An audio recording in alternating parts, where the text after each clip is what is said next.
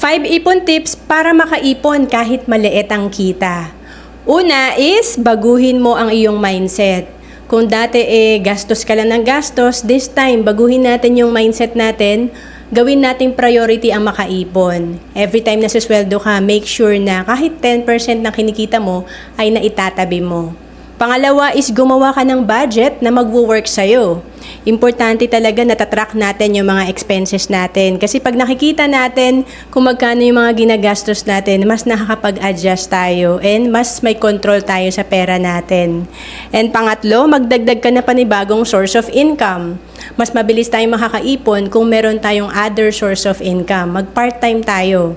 And pang-apat, iwasan mo magkaroon ng malaking utang. Kasi pag may utang tayo, alam naman natin na nagko-compound yung interest nito at nagiging kalaban natin ang pera.